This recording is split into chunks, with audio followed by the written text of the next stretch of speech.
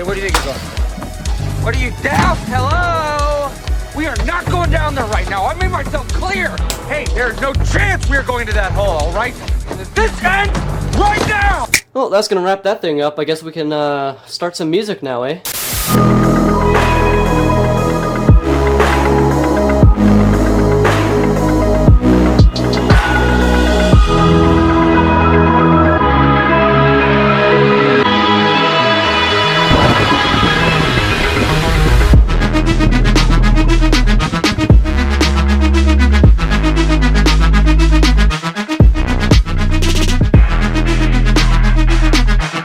Hey, what's going on, guys? It is Jack here, and today I'm showing you another Stranger Things build. Happy 20th Stranger Bricks episode. This one is one that I'm actually extremely proud of, and I don't want to take this thing apart, but this is the tunnel scene from the ending of Season 2. This is that really funny scene where all the kids and their mother, Steve, go underneath the pumpkin patch to create a distraction for the Demodogs so that Elle and Hopper can close the gate easier with fire and stuff like that. It's funny.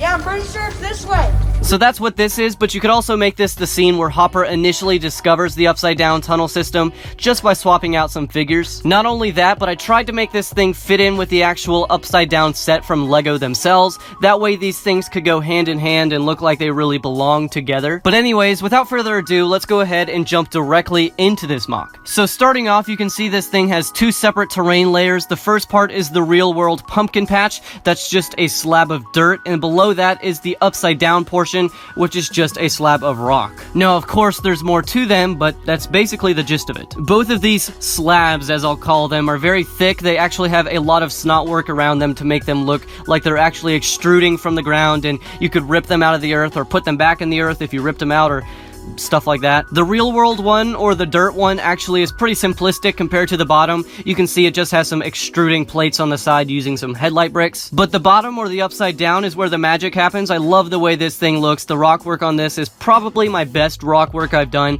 I like the way everything blends together, and the blue and the grays, they just go together. I just can't be happier with it. But taking a look at the top of this slab of dirt, you can see there's quite a bit of detail that really resembles Stranger Things and the official LEGO set. The ground is a mix of dark brown and light brown, so it makes a pretty cool mix there. There's also some olive green grass growing atop that to really match the set. There's little bits of foliage here and there. You can even see the pumpkins for the pumpkin patch. Those little itty bitty ones that look like minifigure heads are from the old Hagrid's Hut set from like 2010.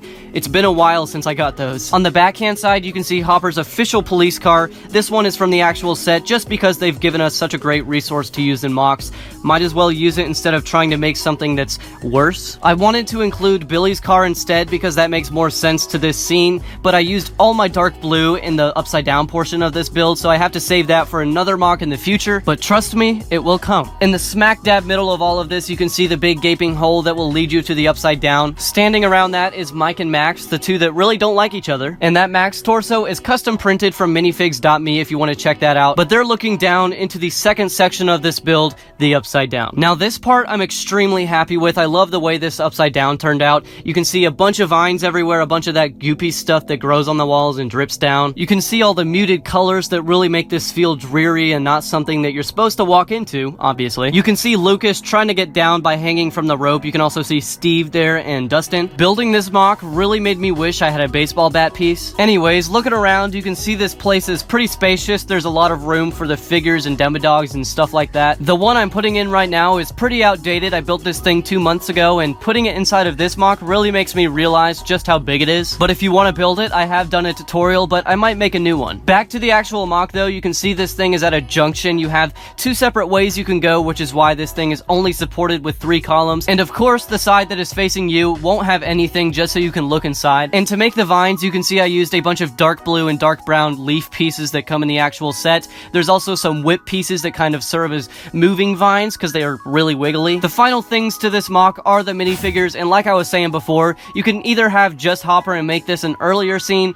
or include Steve, Dustin, Lucas, Mike, and Max and have this the final episode. But that's gonna cover it for this mock, so if you enjoyed, I will leave a link to some more Stranger Things mocks down below, so you can check out my full playlist and series on all of Stranger Things. But like I said, that's it, so as always, thanks so much for watching, and most importantly, take care.